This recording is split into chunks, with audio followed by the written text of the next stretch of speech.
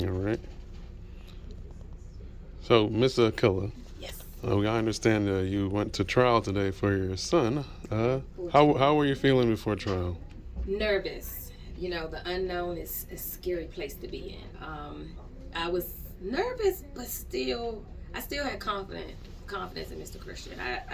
My spirit told me, and just from the communication of the staff and everybody we spoke to, I felt like we were on the right path, but I just was scared because you still never know what the outcome will be.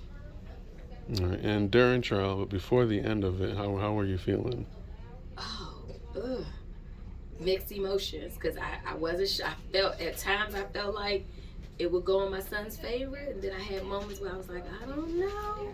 But what Mr. Christian explained to me, from what Mr. Christian explained to me leading into trial, he was on point, and I understood where he was going and the point he was making. So I saw the difference between his argument and the state's argument. It was one was about the facts beforehand, and one was about the facts after it. So but we're here arguing what led up to. So it made total sense what he said. So I was just hoping the judge saw where he was going with that. So, but he explained it.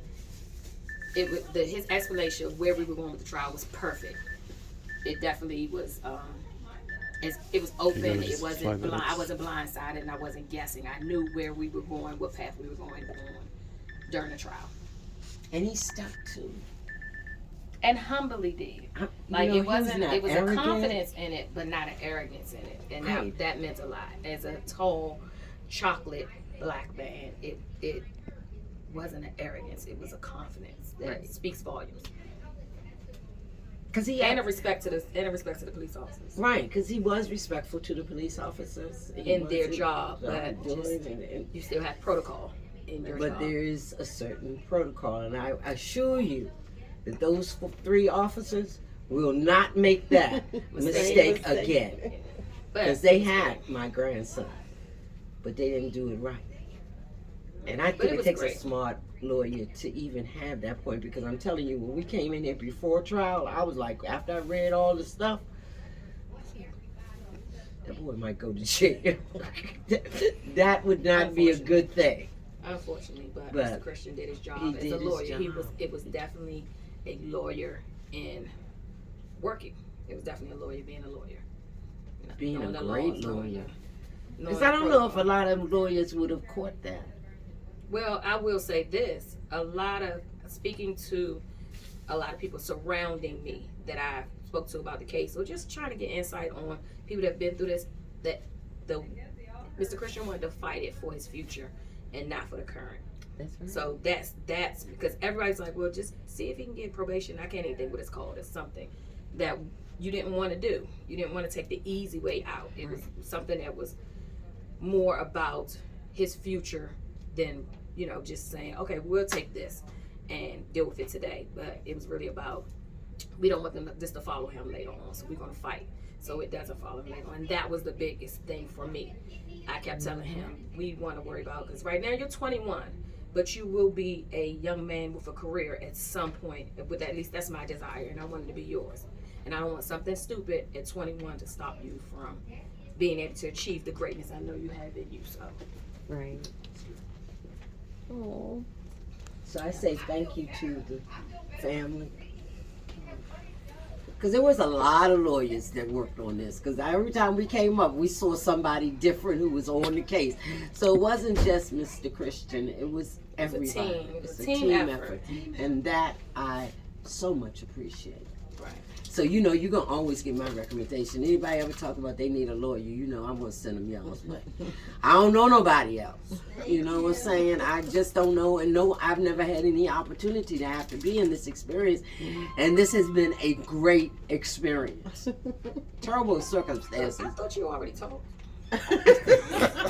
I just want to say, we want to recognize the team.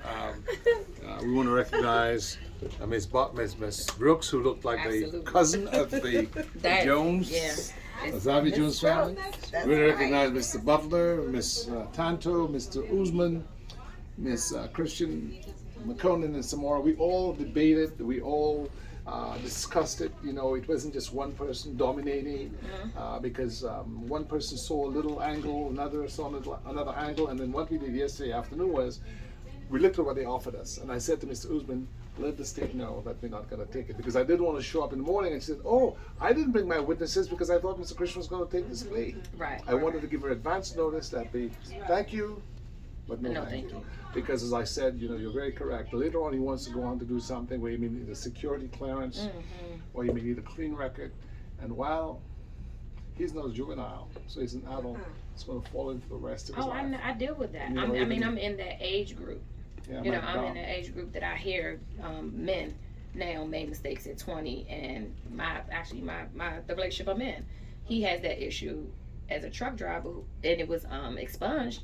But he sometimes, depending when he goes to to the bases, it comes back up. That's right. Even though he was found not guilty and it was supposed to be expunged. So we thank God overall, because we're people of faith, and I want to make sure it's recorded that we did pray. Absolutely. That's what I said that in my review. Like, that was a big part of it. Yeah. It started and ended in prayer. Indeed, you know, so we don't want to be ever so arrogant to think it's all us. We are just vessels, and as vessels, we just try to carry a good message, a good vibration, and bring the results long term to people like Xavier. Now the case is over, we want to work with him to make sure he succeeds. And I want to say to you, we just here as your obedient servants. Whatever we can do, if we can't do it, we don't promise to know everything. We know somebody who can. Right, you know, right. Start with us, you know. Exactly. But that was part of the reason why I chose you. It's not just. I know plenty. I'm a hairstylist. Finding a lawyer is not hard. Oh, like I got 20 numbers you look within famous. an hour.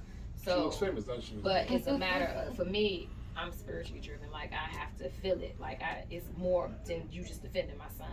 You know, of course, there's people that will get him. They were like, I can pay for this amount. I can just get him probation. But wait a minute, no. You know, and then when I spoke to your firm, and it wasn't just I'm gonna work on the case, but how about this program? I want him to read this book. I want him to write this essay. I'm like, I need him to need that. He needs that. You know, I need him to see black men excelling, you know, outside of the basic stuff that you see online or you see basketball that it's so much bigger than that. You don't have to be a lawyer, but it's still things in that realm you can do. You can be an investigator. You can be. It's so much more. It's so much more. So to see that was part of the reason why I went with this firm. Believe me, let me just say this. After speaking to Xavier today, Xavier saw that too with Mr. Christian. He don't look at him as just an attorney now. He look at somebody that was helping him secure his future. He understands. Yep, I definitely feel like he does. Yes, you did gather a lot of respect from him.